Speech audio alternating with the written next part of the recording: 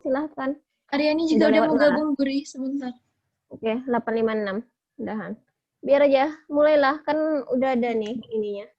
Oke, Bo. Moderator materi 1. Assalamualaikum warahmatullahi wabarakatuh. Selamat pagi semuanya. Tuh, bentar, Bu. Bentar.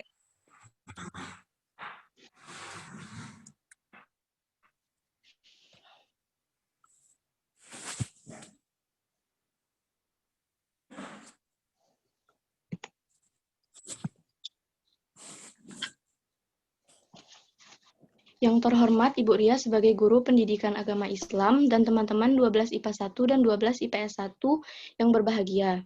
Puji syukur marilah kita panjatkan kepada Allah Subhanahu wa taala atas rahmat berupa kesehatan sehingga kita bisa bergabung dalam Zoom ini. Tak lupa pula salawat serta salam sehingga tetap tercurahkan kepada junjungan kita yakni Rasulullah Shallallahu alaihi wasallam. Pada hari ini, saya Miftahul sebagai moderator akan memandu kegiatan diskusi Zoom kali ini. Topik yang akan dibicarakan mengenai jalur penyebaran Islam di Indonesia. Sebelum diskusi dimulai, saya akan memperkenalkan para member yang akan menyampaikan materi, yaitu pemateri pertama, Aryani Susanti, yang akan membahas tentang jalur penyebaran Islam di Indonesia melalui perdagangan, pernikahan, dan pendidikan. Selanjutnya, pemateri kedua yaitu Vinka Olivia yang akan membahas jalur penyebaran Islam di Indonesia melalui kesenian, tasawuf, dan politik. Kegiatan yang pertama yaitu pembukaan. Marilah kita mengucapkan Bismillahirrahmanirrahim.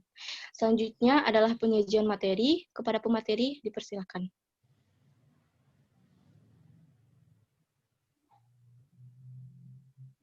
Aryani mana? Aryani udah gabung. Aryani udah gabung? Udah, Guri.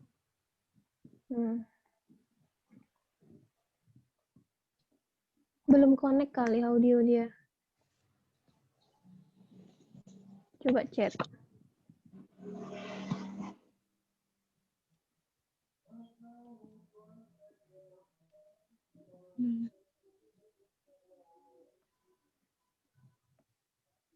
Oh iya.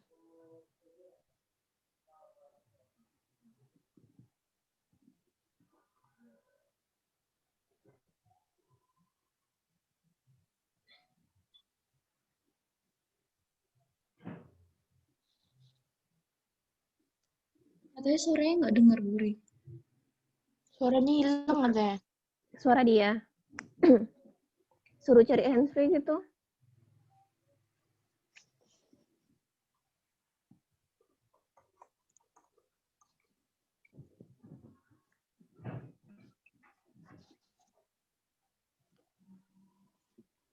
Mana dia nih?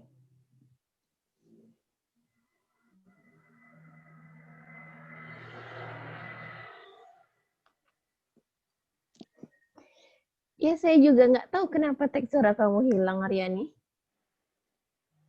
Nggak ada gitu emang lambang mic-nya di tempat kamu.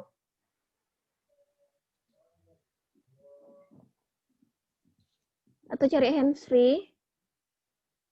Itu.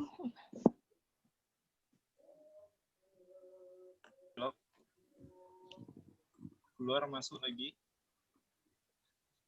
Nanti biasanya bisa. Itu dengarkan Aryani keluar terus nanti join lagi. Keluar dari Zoom-nya dulu, habis itu masuk lagi.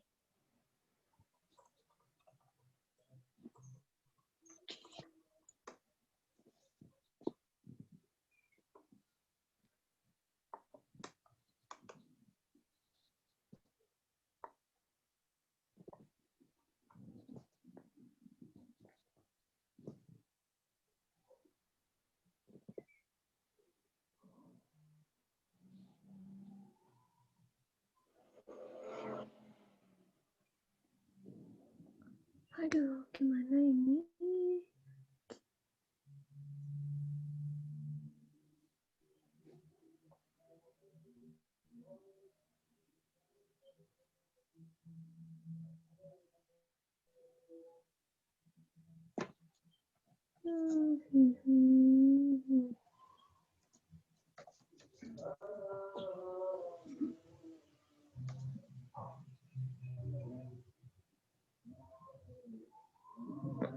Aryani. Vin ke duluan lah, Vin, nggak apa-apa langsung ke kesenian tasawuf sama politiknya aja. Dia udah lama lagi. Nanti Ya, Ani udah gabung, Bu. Udah bisa nih. udah.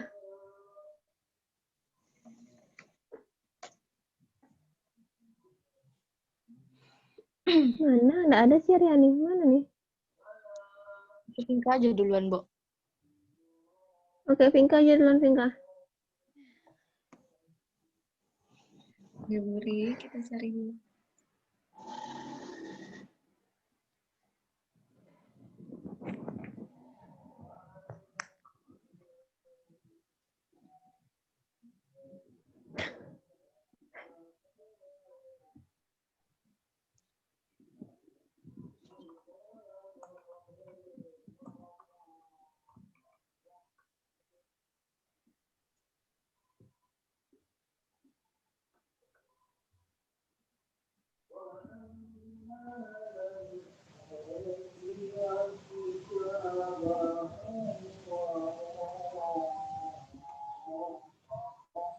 Mulai, Buri. Oke. Warahmatullahi wabarakatuh. Waalaikumsalam. Baiklah, di sini saya akan menyampaikan jalur penyebaran agama Islam di Indonesia. Nah, jadi sebelumnya itu tuh ada jalur penyebaran agama Islam itu terdiri dari enam jalur yang dimana ada perdagangan, yang kedua melalui pernikahan, yang ketiga melalui pendidikan, yang keempat melalui kesenian, yang kelima itu melalui tasawuf, dan yang keenam itu melalui politik. Nah, jadi kita bahas dari poin keempat dahulu. Nah, jadi yang poin keempat ini kesenian. Nah, jadi dari kesenian ini, Islam mulai para ulama Islam mulai melakukan dakwahnya itu dengan cara pendekatan dengan pengenalan kebudayaan pada masyarakat pribumi dahulu, di mana pada saat itu pribumi kita banyak menganut agama non, yang dimana seperti Hindu, Buddha, dan jadi para ulama itu sebagai pengenalannya agar diterima oleh masyarakat sekitar, mereka melakukan pengenalan budaya. Nah, pengenalan budaya dalam bidang kesenian itu bisa berupa seperti seni bangunan, media wayang, lalu ada seni pahat, seni ukir, seni tari, seni musik, dan seni sastra. Nah, kita bahas satu-satu.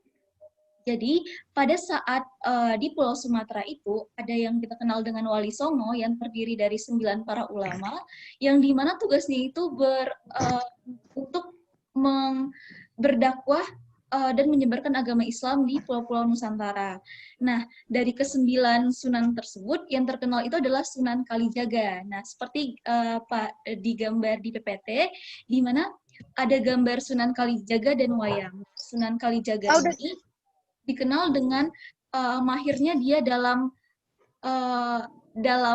bermain wayang, dan pada saat para penduduk pribumi menyaksikan dia saat bermain wayang, dia tidak meminta imbalan sedikit pun. Nah, tetapi dia hanya meminta para penonton untuk mengikuti dua kalimat syahadat yang dia bacakan, dan juga isi dari cerita wayang yang ia sampaikan itu berisi cerita Ramayana dan Mahabharata, di mana hanya dari covernya saja yang bernuansa Hindu, tetapi isi dari ceritanya tersebut telah dimodifikasi menjadi cerita Islam dan bernuansa Islami, dan juga nama-namanya pun telah diubah menjadi nama-nama Islami. Nah, selain itu ada juga seperti Sunan Giri, Sunan Bonang yang menciptakan seperti ada kitab Gunding Sunan Bonang, dan juga ada Sunan Giri menghasilkan gending Asmaran Dana dan juga Pucung.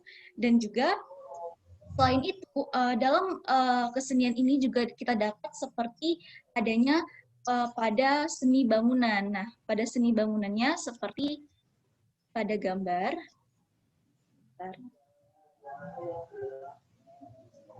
Agak nge-lag dia.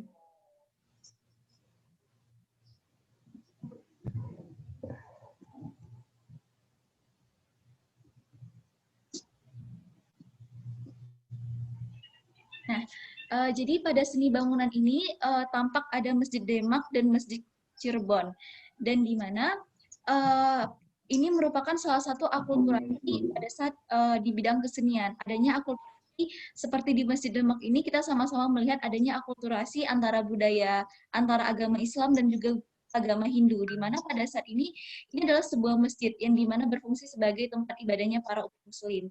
Dan juga di sini tampak dari kubah masjidnya itu berbentuk pilar-pilar yang kita kenal di budaya Hindu itu, pada setiap tingkatannya itu memiliki makna dan arti sendirinya. Dan jadi ini sebuah contoh yang ada akulturasi antara agama Islam dan juga agama Hindu. Dan selanjutnya itu ada Masjid Cirebon, atau Masjid Kesepuhan Agung Cirebon. Di mana seperti kita lihat gambarnya, ini juga menggambarkan adanya nuansa Tionghoa dan juga nuansa Islaminya. Ini merupakan salah satu akulturasi antara agama Islam dan adanya budaya Tionghoa. Dan selanjutnya kita masuk ke dalam bidang tasawuf. Nah, tasawuf sendiri itu adalah salah satu dari cabang ilmu Islam yang juga memiliki banyak ahli di dalamnya. Nah, tasawuf adalah ilmu yang berbicara tentang membersihkan diri dari hati untuk selalu mendekatkan diri kepada Allah. Ilmu tasawuf ini pada masa awal perkembangan Islam di Indonesia ternyata juga sudah ada mempelajarinya. Nah, di mana tasawuf ini juga tasawuf itu terdiri dari para guru atau yang kita kenal dengan para sufi, yaitu guru pengembara yang di mana dia memiliki sifat yang sederhana dan juga bersahaja dan juga tidak terlalu mementingkan kehidupan dunia. Nah, dengan sifat para sufi yang seperti itu, memiliki ketertarikan tersendiri terhadap masyarakat pribumi pada saat itu. Nah, jadi pada saat itu pun juga masyarakat pribumi mulai menerima ajaran yang diajarkan oleh para sufi ini.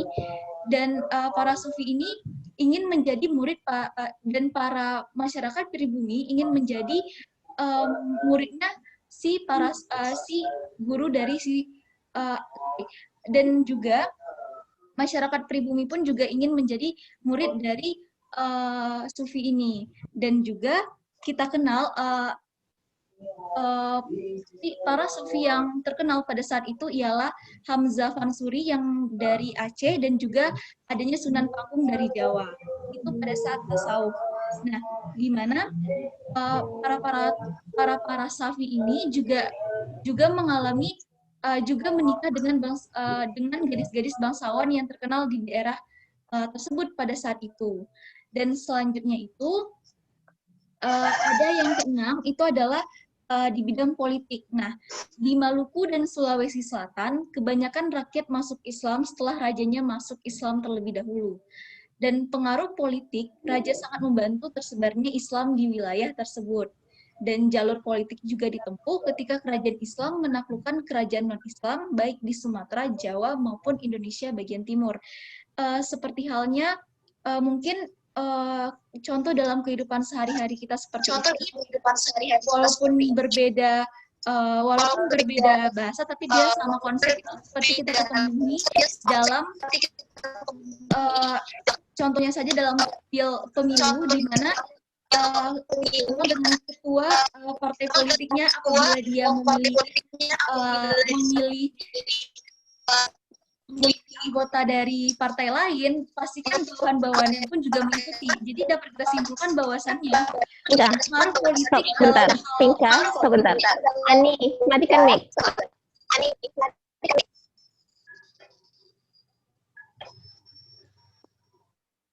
Matikan mic kamu. Aryani, gemas suara Pinka. Iya, Bu. Udah, Bu. Udah mati mic-nya. Oke, lanjut kesimpulannya.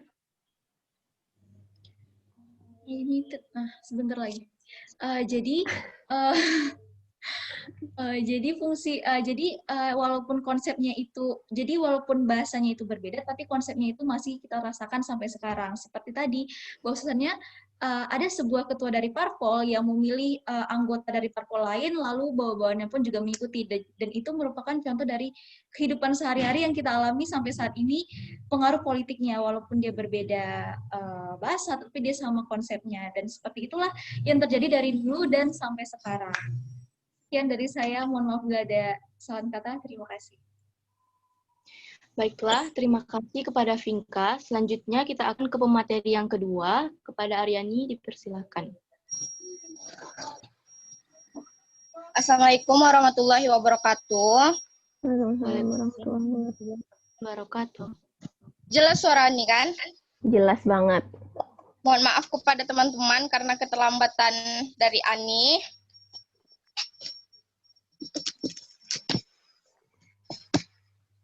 Baiklah, yang pertama Ani akan menjelaskan tentang proses masuknya Islam melalui saluran perdagangan.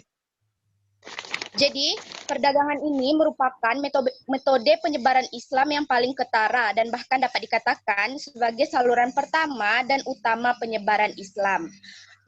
Menurut Tom Pires, Bentar, Aryani. Aryani, halo. Kamu gimana? Posisi HP kamu gimana sekarang nih?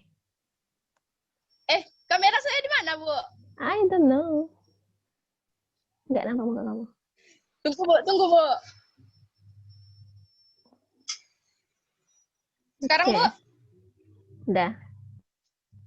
Udah, Bu? Silahkan. Saya nggak nampak wajah saya, Bu. Ya, udah. Lanjut. Kamu udah nampak ada wajah kamu. Jadi, menurut Tom Pires dalam buah bukunya yang berjudul Semua Oriental, pada abad ke-7 sampai abad ke-16, lalu lintas perdagangan di Indonesia itu sangat ramai. Jadi dalam proses ini, banyak pedagang asing Islam, baik itu dari Gujarat, dari Timur Tengah, dari Arab dan Persia, itu mereka saling bertemu dan saling bertukar pengaruh antara satu dengan yang lain. Lalu, sebagian dari para pedagang asing ini tinggal di wilayah dekat pantai yang disebut Tojan. Semakin lama, jumlah mereka ini semakin banyak. Demikian juga pengaruh Islam tempat tinggal mereka.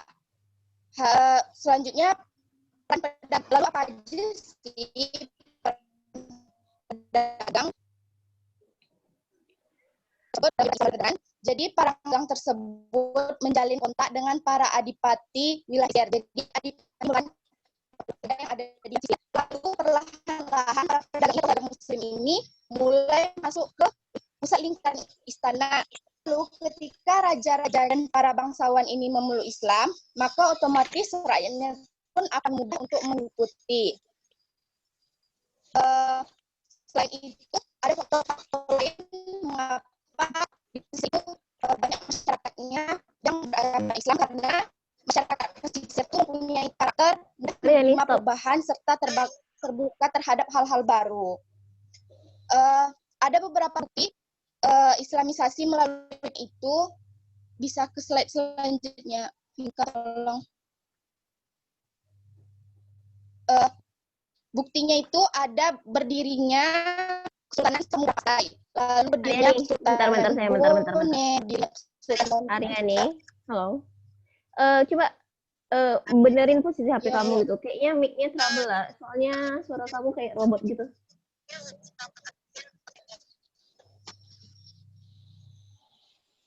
Coba bicara. Udah, Bu. Udah jelas suara saya? Oke, udah. Lanjutlah. Jadi, bukti Islamisasi melalui proses perdagangan itu berdirinya Kesultanan Banjar, Kesultanan Samudra Pasai, Kesultanan Bone, Kesultanan Banten, Kesultanan Demak, Kesultanan Ternate, Tidore, dan lain-lain. Lalu selanjutnya ada proses masuknya Islam di Indonesia melalui perkawinan. Seperti yang kita ketahui sebelumnya, para pedagang Islam yang menetap di Nusantara ini membentuk suatu perkampungan Islam di wilayah pesisir yang disebut sebagai Pekojan. sekedar informasi, Pekojan ini masih ada ya sampai sekarang, yaitu terletak di daerah Tamborin, Jakarta Barat, dan Semarang di Jawa Tengah. Lalu, sebagian dari saudagar muslim yang menetap tersebut, mereka ini menikah dengan penduduk lokal, bahkan ada beberapa yang menikah dengan putri raja dan para bangsawan.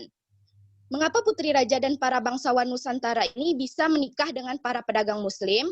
Alasannya karena yang pertama, itu proses pengislaman hanya dengan mengucapkan 2 kalimat syahadat tanpa upacara ritual rumit lainnya sebelum yang mereka agama yang mereka anut sebelumnya itu yaitu Hindu Buddha.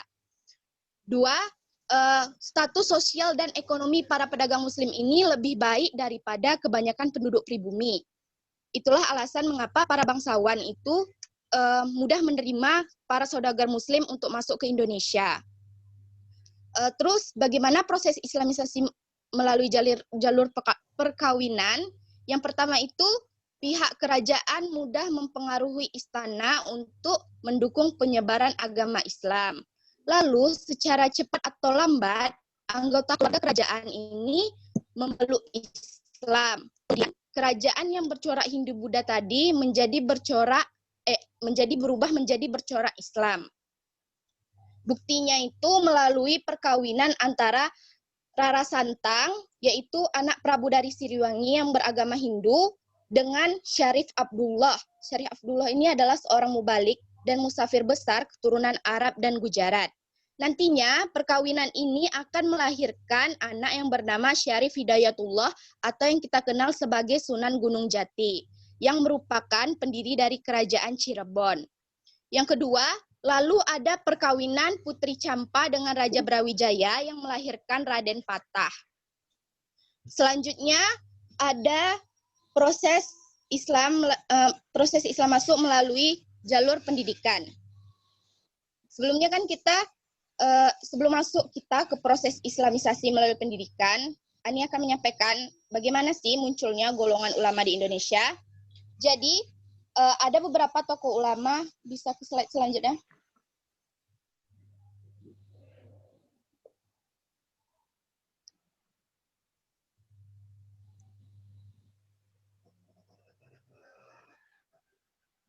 Satu lagi.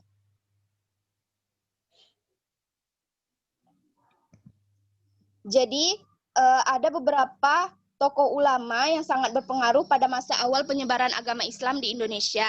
Tokoh tersebut antaranya adalah Syekh Hamzah Fansuri dan Syekh Nawawi Al-Batani. Lalu apa saja peran Syekh ini dalam proses islamisasi di Indonesia? Sebelumnya, Syekh Hamzah Fansuri ini adalah ulama yang sangat berpengaruh pada masa pemerintahan Sultan Iskandar Muda, yaitu pada tahun 1607 sampai 1636.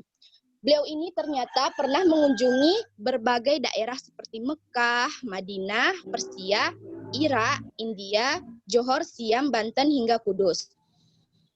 Jadi peran beliau dalam memproses islamisasi di Indonesia, yang pertama, Syekh Hamzah Fansuri ini berperan menyebarkan agama Islam di Aceh dan sekitarnya. Menurut Profesor Zamak Syaridovier, Syekh Hamzah Fansuri ini menjadi tokoh pelopor pendiri pesantren di Indonesia.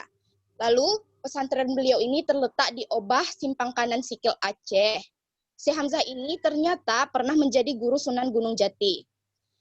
Lalu, selanjutnya ada Syekh Nawawi Al-Batani. Beliau ini lahir pada 1815 dan beliau ini masih keturunan dari Maulana Hasanuddin, yaitu putra dari Sunan Gunung Jati. Beliau ini dikenal sebagai tokoh ulama yang populer khususnya di Provinsi Banten. Proses islamisasi yang beliau lakukan melalui pendidikan berupa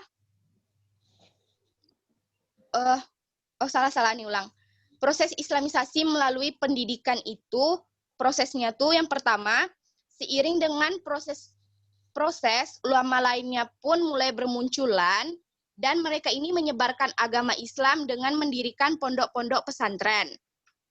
Lalu, para pemuda dari berbagai daerah Indonesia, mulai menimba ilmu di pesantren yang sudah didirikan tadi oleh para ulama-ulama sebelumnya.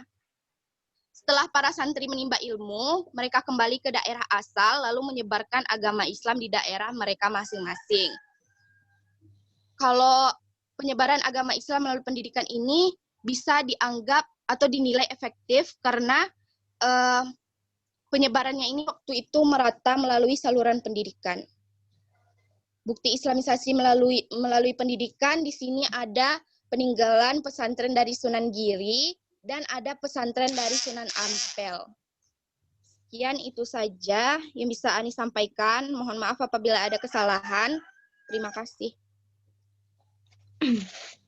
Baiklah teman-teman, kita telah mendengarkan pemaparan materi dari Aryani dan Vinka. Selanjutnya, jika ada yang ingin menambahkan atau bertanya, silakan.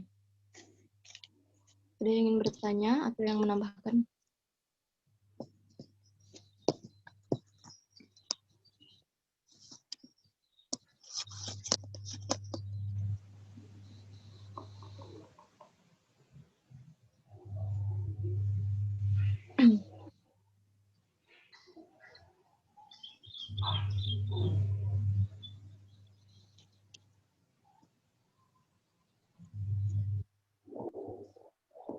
Nggak ada kawan-kawan kamu nih. Nggak ada Bahasa yang- penjelasan kalian sudah sangat lengkap. Jadi mereka semua udah ngerti.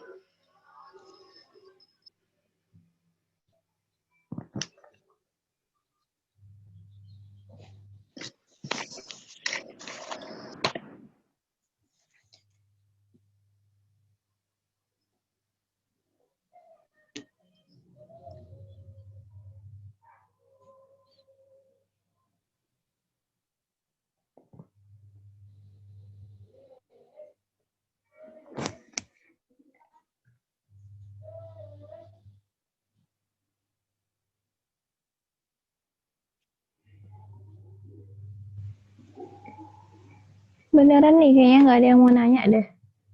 Nggak ada Kalau yang udah mau ya nanya. udah selesai. Nggak ada juga yang mau Ibu nambah. mau nanya, Bu. Siapa? Siapa? Wan Sofia. Silahkan. Oh, kok sama saya bukan moderator, sorry. Oh iya. Silakan. Jadi gini, kan katanya yang jalur apa tadi tuh ya? Kalau rajanya masuk Islam kan nanti banyak rakyat yang masuk Islam juga kan? Politik, itu jalur politik. Politik. Kan katanya tadi kalau rajanya masuk Islam nanti membantu berkontribusi juga nanti rakyatnya banyak masuk Islam gitu kan? Itu rajanya ikut bantu atau gimana? Kayak gimana caranya gitu? Atau di pemaksaan atau gimana? Baik, terima kasih. Ada lagi yang ingin bertanya? Bu, satu materi, satu pertanyaan, Bu. Serah. Yang Serah, Bu. moderatornya siapa? Suka adik kamu. Mau kayak Oke, Bu. mana?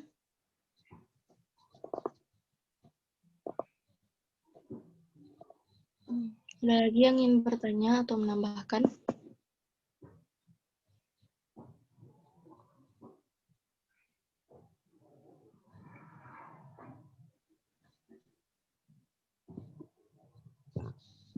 Gimana tuh, ha? Pada Moderator gimana? gimana?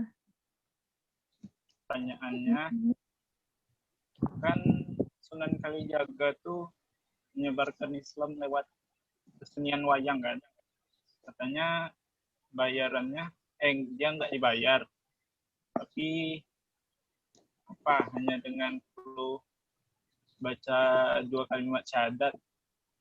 Terus yang masyarakat sana tuh wajib baca 2 kalimat syahadat gitu atau terserah mau nggak mau gitu. Kalau wajib kayak gitu kayak pemaksaan gitu jadinya. Apakah itu sejenis pemaksaan? CMIIW. Ilmi. Emang. Bu, saya mau tanya, Bu. Oke, silahkan. Perkenalkan nama saya M. Fawan Syabahi, kelas 12 IPS 1. Saya ingin nanya, di sini kan jalur penyebaran Islam itu kan ada 2 nih. Yang saya tanya itu tasawuf. Nah, yang saya tanya ini apakah tasawuf ini pengaruh dari pola belajarnya dari pendidikan pesantren di sana.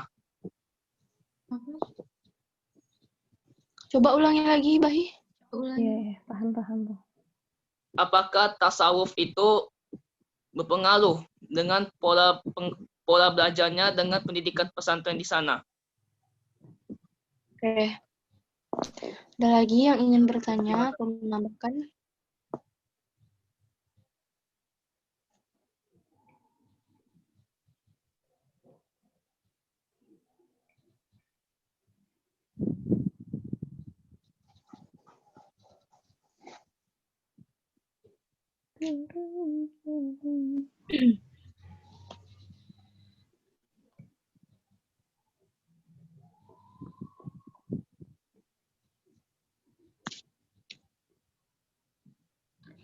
Ini selagi ngomong, jadi kalau kalian mau jawab silahkan. Ariani, Sinta. Udah boleh dijawab, Guri? Boleh. Daripada nggak jelas gini kan. Oke. Pertama, baiklah, saya akan menjawab pertanyaan pertama dari Wan Sofia. Nah, tadi pertanyaannya itu, kenapa? Apa tadi, Tata? Bisa diulangi, Tata? Oh, Cuk, Notulen, coba tanya, Cuk. Cara kerja raja masuk Islam berarti rakyatnya masuk Islam. Jadi cara raja membujuk masyarakat itu biar masuk Islam itu bagaimana? Nah, jadi menurut saya seperti ini. Jadi raja itu tuh kan bisa dibilang raja itu adalah pemimpin dari sebuah kerajaan, dan di mana misalnya saja kita langsung contohinnya Raden Patah. Raden Patah itu merupakan ada keturunan Cina dari ibunya yang berasal dari Champa. Nah, kemudian ada para pedagang yang memperkenalkan agama Islam kepada Raden Patah. Kemudian Raden Patah ini lambat laun dia memasuki Islam gitu. Terus dan juga karena adanya proses penyaluran karena dia sebagai raja, Raden Patah di Kerajaan Demak, lalu ikutlah para masyarakat Kerajaan Demak untuk mengikuti ajaran Islam, karena pada dasarnya pada zaman dahulu tuh juga udah ada bahwasannya kalau misalnya apa-apanya tuh ikuti raja gitu loh. Jadi bisa dibilang kayak raja itu adalah ketuanya, dan para bawahannya pun juga harus ikut, dan anggotanya pun juga harus ikut. Jadi kalau menurut Pinka sendiri, kalau misalnya seperti Raden Patah itu berarti dan juga kebanyakan anggota-anggotanya pun juga rata-rata pun juga memeluk agama Islam gitu. Ya, karena sebagian besar kan karena rajanya itu masuk Islam, kemudian diikuti oleh para masyarakatnya pun juga yang mengikuti Islam, seperti itu. Oke, terima kasih Vinka. Bagaimana Wan? Apakah sudah jelas? Masih mau gimana ya? Kayak jadi rakyatnya tuh ikut-ikutan gitu? Atau dikasih penjelasan? Gini, kan kalau Pinga nggak salah baca, jadi dahulu tuh kan ada Raden Patah gitu kan. Jadi masyarakatnya itu tuh, kalau masyarakat kerajaannya itu kalau nggak salah sama Pinka, Raden Patah ini mengirim gitu, kayak ya dia tuh jadi dahulunya tuh ada para pedagang gitu memperkenalkan ke Raden Patah. Kemudian Raden Patah tuh dia memperkenalkan juga gitu kepada anggota masyarakatnya gitu. Jadi pada saat anggota masyarakatnya sampai Raden Patah itu tuh dengan dia juga ikut berdakwah dengan cara mengirimkan masyarakatnya itu ke Gujarat India untuk menuntut ilmu. Ya, kalau tak salah seperti itu informasi yang pernah Pinka baca. Mana Wan?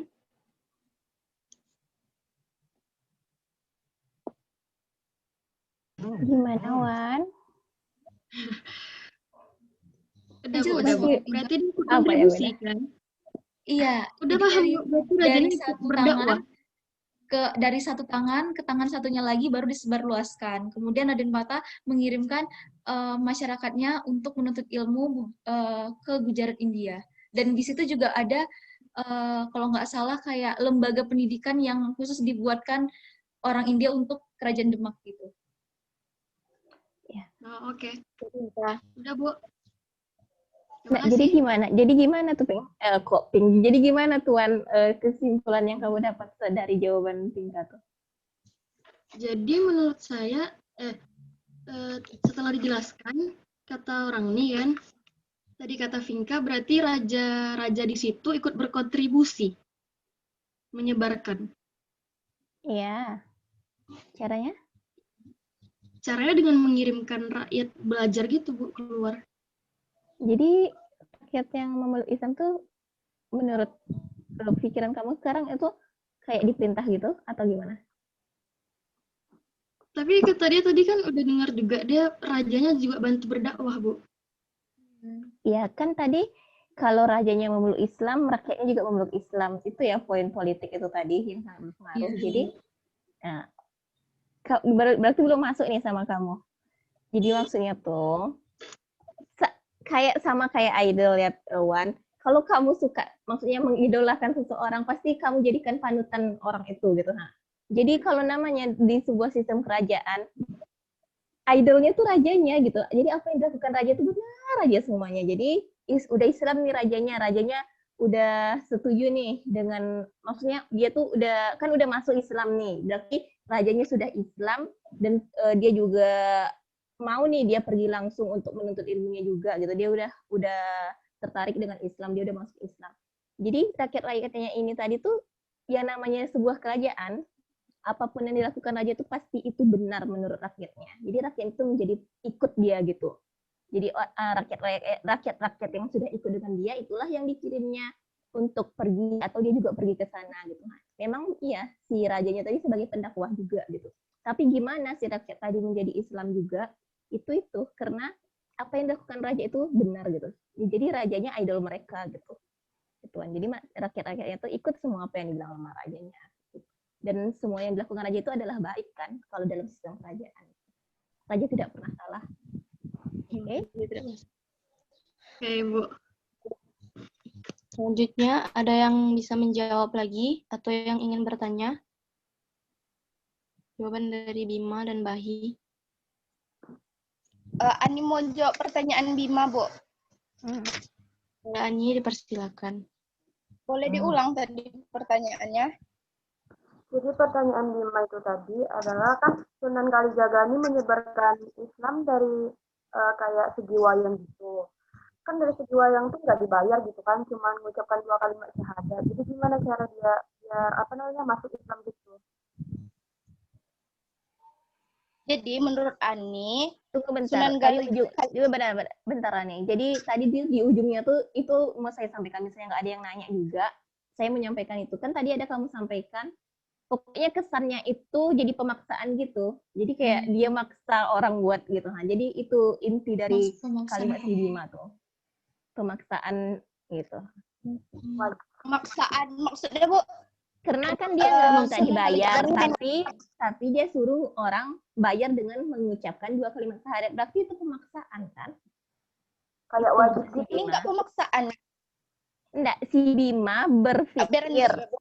Iya, si Bima berpikir. Iya kan Bima? Atau luruskan lagi Bima? Saya nangkapnya gitu. Karena di otak saya juga gitu waktu dia ngomong tadi. Kalau nggak biar dia coba jawab deh, Buri. Tunggu bentar. Bima. Kan tadi apa tadi yang bilang?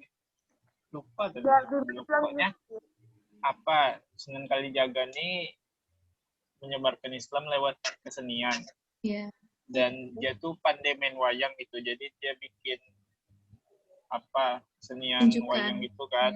Terus masyarakat sana nengok. Terus katanya nggak dibayar dengan materi. Dia tidak minta bayaran lewat kayak gitu kan, Bu, tapi cukup dengan 2 kalimat syahadat. Kan jadi kayak maksa gitu kan, Bu. Coba Pinka tambahin Pinka boleh nggak, Buri? Tadi Aryani dulu, Aryani belum ada ngomong, biar dia dulu. Oh, saya.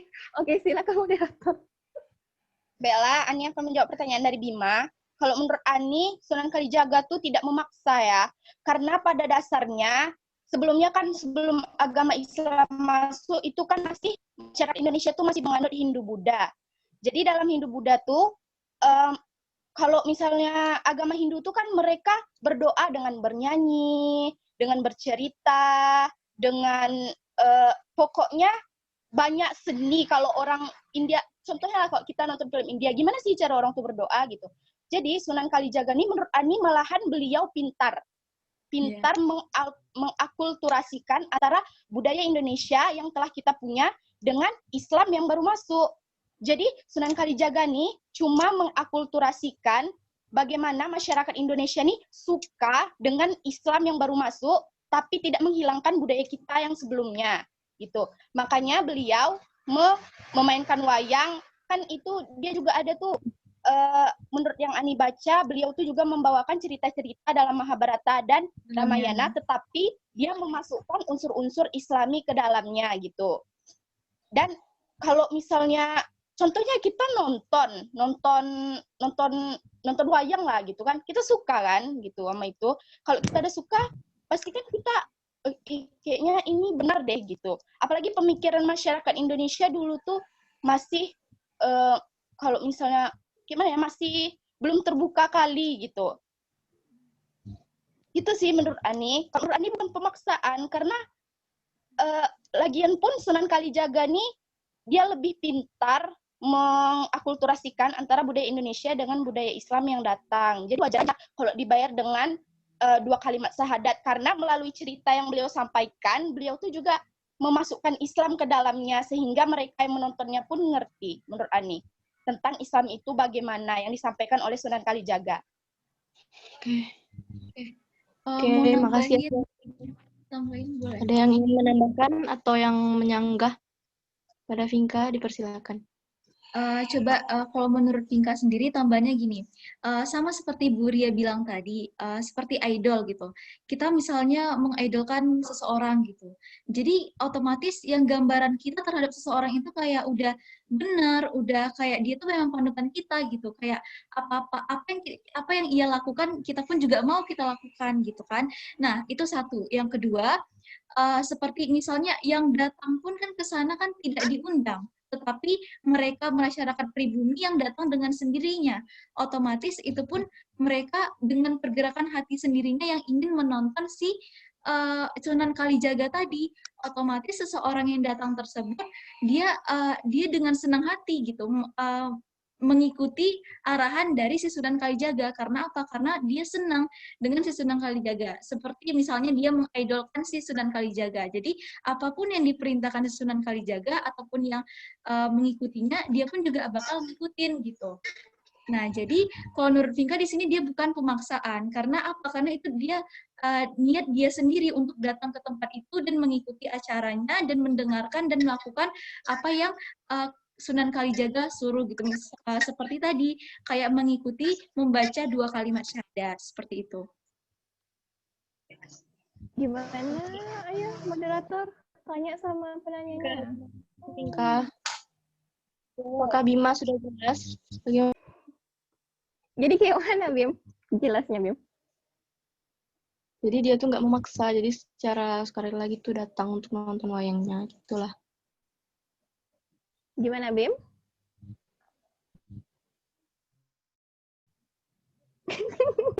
Nggak, kamu berarti kalau kamu paham, coba jadi yang mana yang kamu paham gitu, Bim. Sampaikan, Bim. Jadi kan apa